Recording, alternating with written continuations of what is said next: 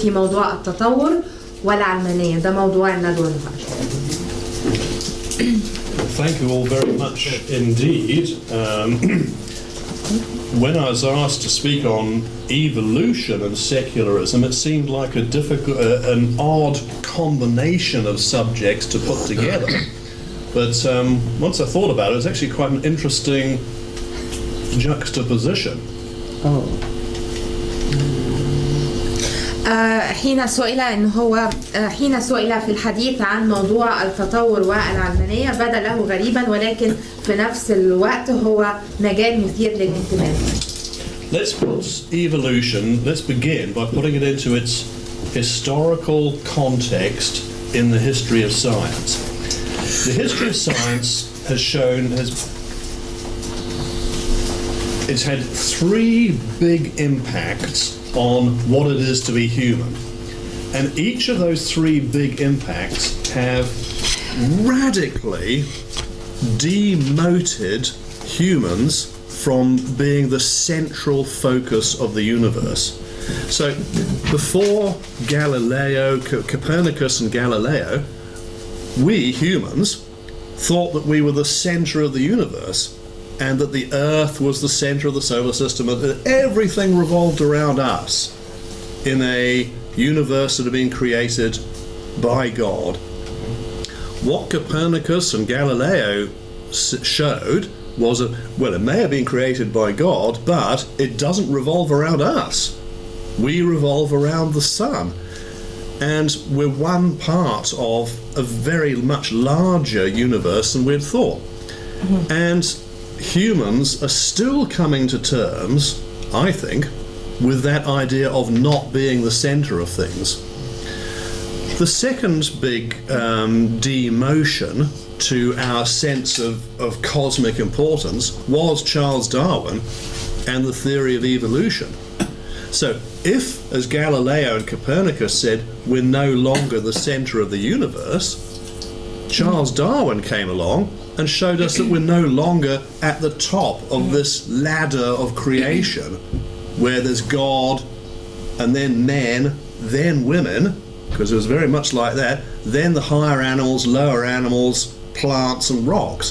That hierarchy doesn't exist either, and that we're all just animals.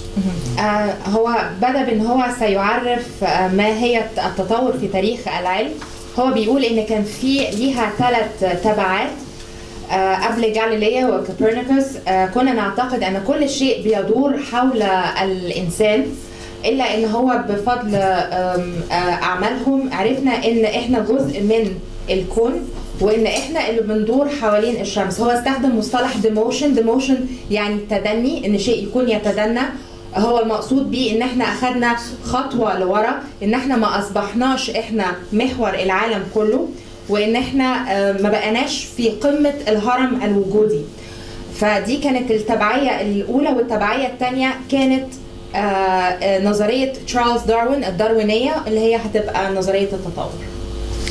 And the third big assault on our واحدة بس أكمل الحتة دي، اللي هي الرؤية الكونية اللي كانت قبل داروين، اللي هي مستمدة من العقيدة المسيحية، إنه التسلسل الهرمي، الله ثم الإنسان، الرجل ثم المرأة ثم الطبيعة، النبات والصخور والمسائل دي. فداروين هدم الهيراركية دي وقال إنه الإنسان هو جزء من طبيعة وهو مجرد حيوان، ما فيش.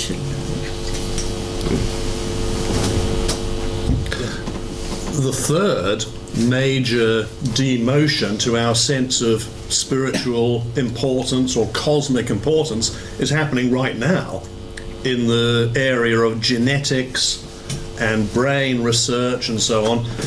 We now know that, males and females, we think differently. There's testosterone coming through my body, through a woman's body, estrogen, and the chemicals in our bodies have a major part that determine the way we decide things. We know about the power of genetics. I have a series of personality dispositions that I've inherited from my parents through the chromosomes. So many of the the general decisions I make in my life are determined by the genetic makeup of my personality. So there's in terms, if you can illustrate in terms of cards, a game of cards, the hand that I've got, the cards I've got, has already been determined for me. All I can do is play the game of cards in my way, but the cards I've got are determined by my genetics. التبعية الثالثة هي بتحدث الآن، وده بسبب علم الجينات وعلم الوراثة، وكل ما يحدث من أبحاث علمية فيما يخص المرأة والرجل، إن هم أصبحوا متساويين في العلم، زي بالظبط ليهم مجموعة من الكروموزومز أو التسترون، يعني هم عندهم نفس الهرمونات ولكنها مختلفة عن بعض. هو بيشبهها إنها عاملة زي لعبة الورق. انت ليك زي الكوتشينه مثلا، انت الورق اللي معاك خلاص هو معاك، ولكن انت ازاي هتستخدمه هو ده الفرق. ولكن بالعلم الحديث عرفنا ان في تساوي ما بين الرجل والمراه. So we've got now an absolute abyss between what the religions say is the story in terms of our significance in the cosmos and what science is saying. فلدينا دلوقتي معضلة ما بين ما يقوله الدين، موقعنا بالنسبة للكون أو بالنسبة للوجود بشكل عام، وما بين ما يقوله لنا العلم. The absolute genius of the Western religions, I'm not talking about Hinduism and Buddhism here, I'm just talking about the monotheistic religions, Judaism, Christianity and Islam.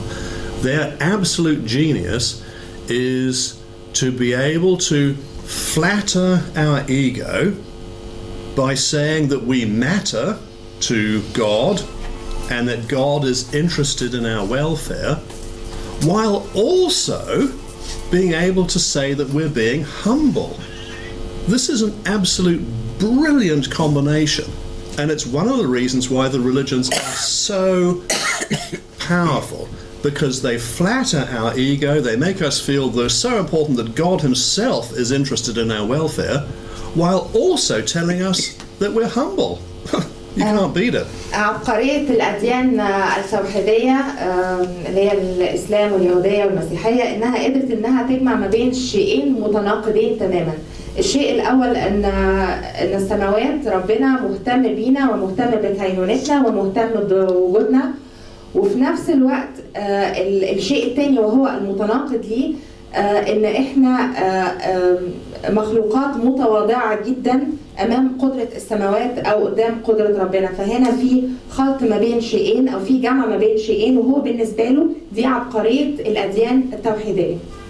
So against this message from the religions that we as individuals matter to the cosmos, that there's some purpose and plan for us, what evolution has shown is that the contrary is true. There is no particular plan or purpose to the cosmos, and we as individuals do not matter a damn. So we are totally and utterly irrelevant to the cosmos, and the cosmos doesn't care whether we live or die. So we've got a fundamentally different message being given to us from the religions as opposed to that being given to us from science, in particular in this respect through evolution. هناك رسالتين متناقضتين. أولها إن الأديان بتقول إن إحنا أهم حاجة أو إن إحنا يعني إحنا الكون بيدور حوالينا، ولكن نظرية التطور قالت العكس. نظرية التطور قالت إن في علم الكونيات ما هو أهم من البشر. إحنا مش لينا هذه الأهمية في علم الكون. So let's look at then specifically what evolution implies for us now. The first implication is that the Earth is very, very much older than any of the scriptures allow for. أول شيء بالنسبة لنظرية التطور هي بتقول لنا أن الأرض أقدم بكتير كتير مما تم ذكره في كثير من النصوص الدينية.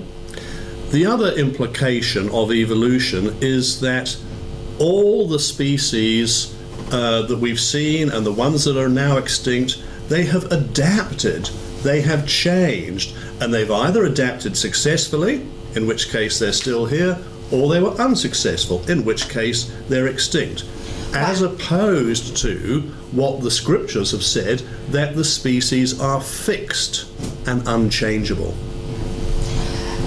والشيء الثاني ان كل المخلوقات التي اندثرت كانت قد تأقلمت بشكل أو بآخر. لو تأقلمت فهي لا زالت موجودة، لو لم تتأقلم فهي اندثرت تماما، على عكس ما يقوله النص الديني، وهي أن المخلوقات لم تتغير تماما منذ بدء الخليقة. لو سمحتي لي بس أعدل شوية في الألفاظ إنها مهمة.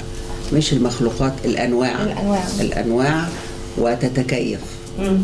كل الأنواع تتكيف. اللي قدرت تتكيف بنجاح استمرت، اللي ما قدرتش تتكيف بنجاح اندثرت واختفت.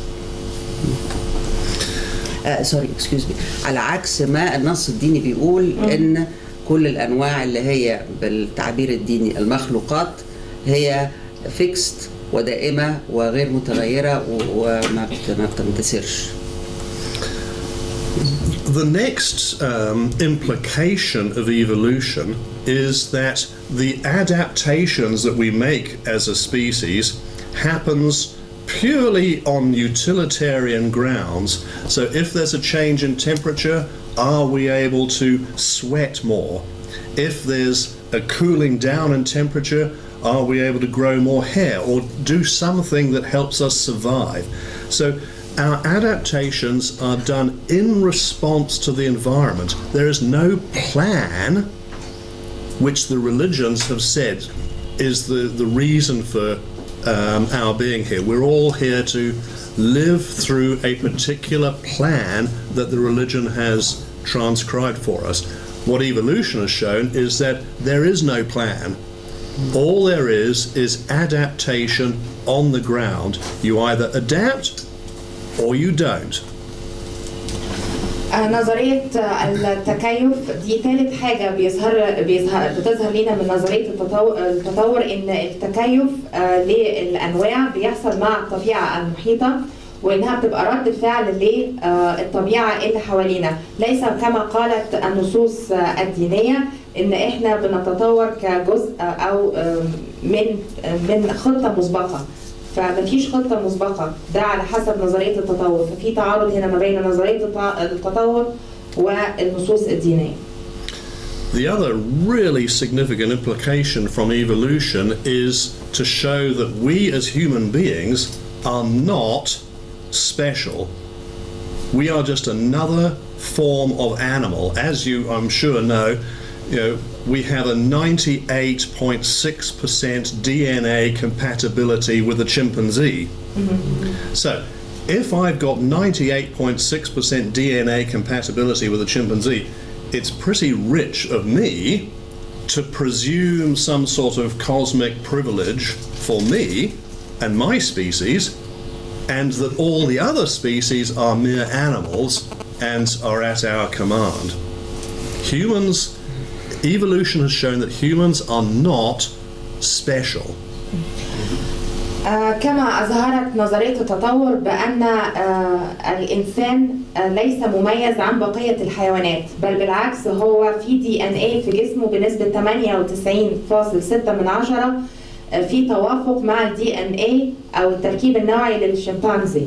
ولهذا فإن الإنسان لما بيعتقد إن هو أكثر تطورا أو إن هو superior أكثر، إن هو يعني متميز أكثر، فده شيء غلط تماما على حسب نظرية التطور.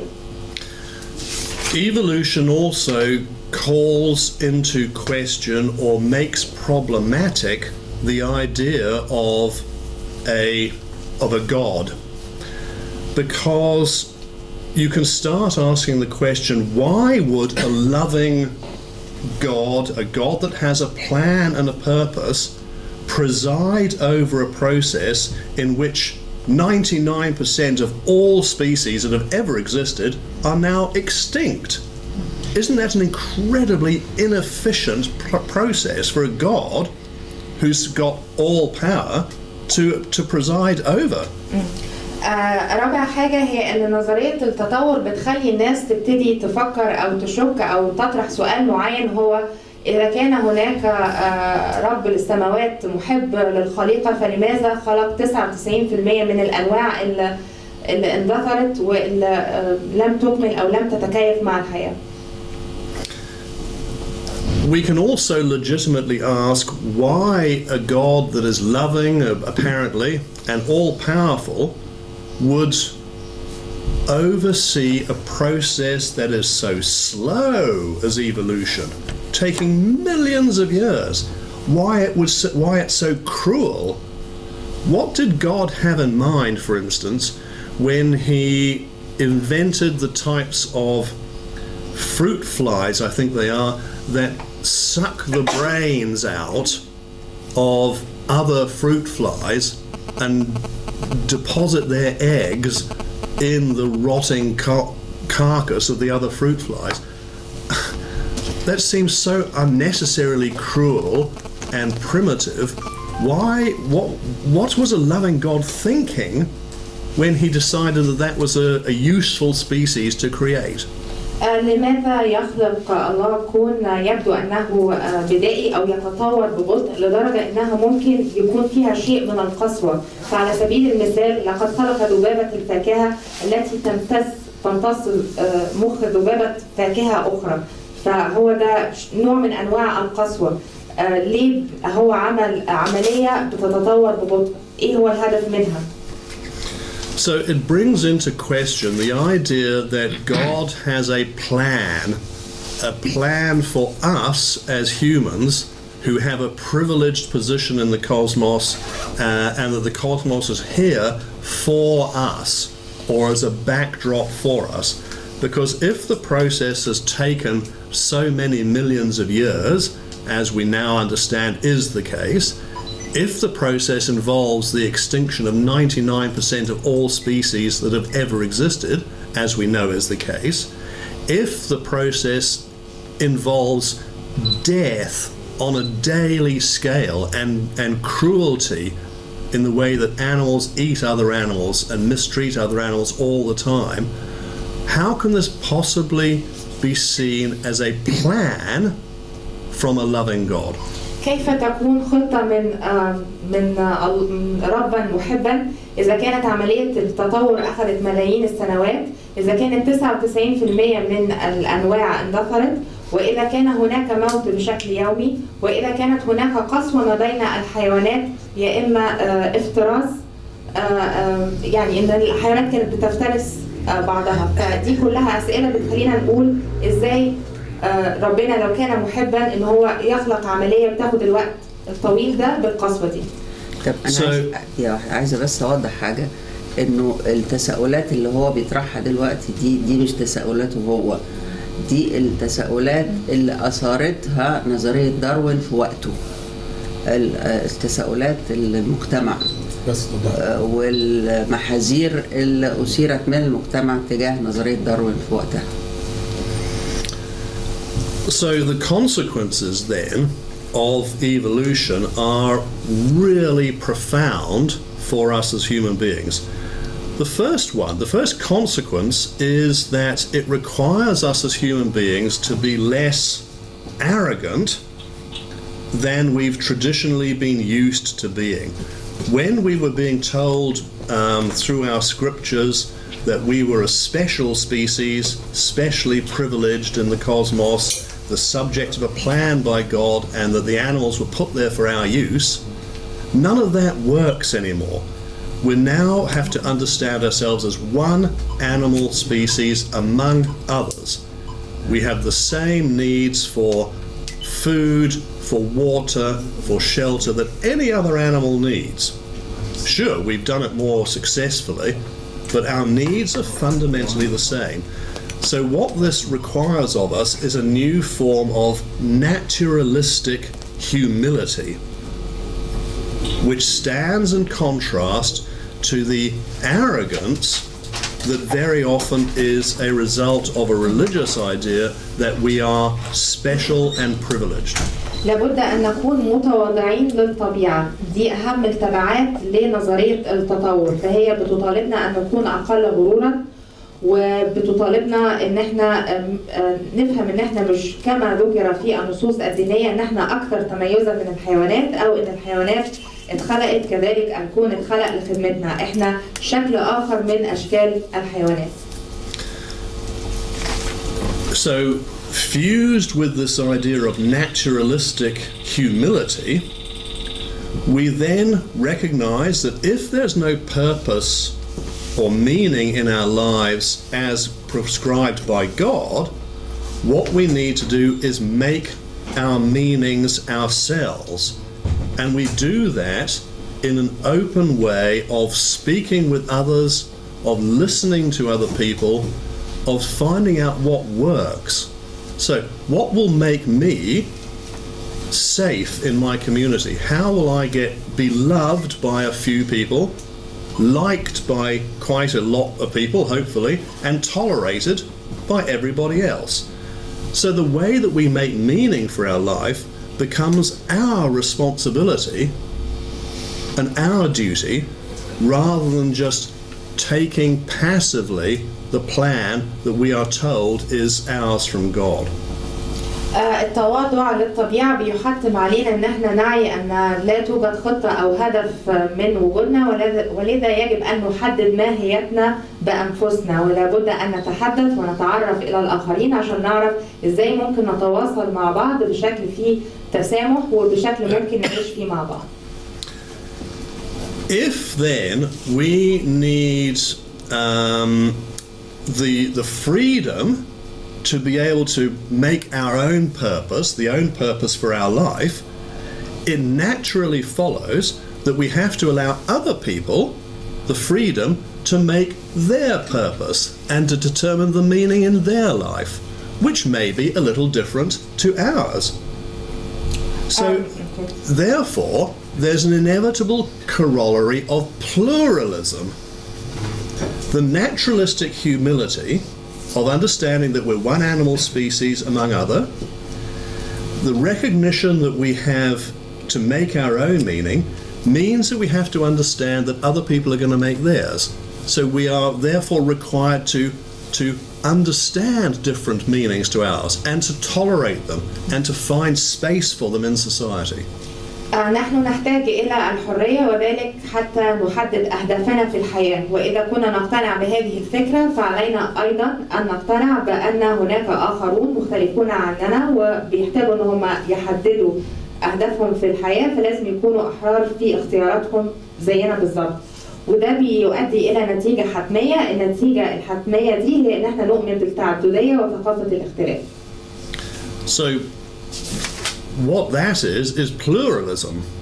If I want the right to be able to determine the meaning and the purpose of my life, I have the duty to give other people the space to determine a meaning and a purpose in their life. That is pluralism. The best way that pluralism is preserved, protected, and enhanced is in a secular culture. Because without the secular nature of the culture, one particular vision will dominate. But that's not the way we understand species now. One of the reasons that human beings have been so successful is that we can adapt. So there are humans who live in the Sahara Desert and in conditions of incredible heat.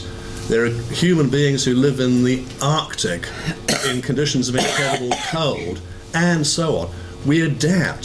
We're able to be different than other humans. Only the secular form of society allows us to allow those differences to prosper to the greatest degree that they're able to do. مبدأ التعددية بيحتم علينا ان احنا ندي مساحة للآخرين في ان هم يختاروا نموذج الحياة اللي هم عايزينه، والتعددية لا يتم حمايتها ولا يتم تطبيقها إلا إذا كان في مجتمع علماني. فالإنسان طبيعي إن هو بيستطيع إن هو يتكيف ويتأقلم. فعندنا ناس اللي بتعيش في القطب الجنوبي أو الناس اللي بتعيش في الصحراء، فكلهم بيقدروا يتأقلموا. الشيء الوحيد اللي بيخلي الإنسان يتأقلم ويتكيف مع المحيطين حواليه حتى لو كانوا مختلفين عنه هيكون العلمانية. So,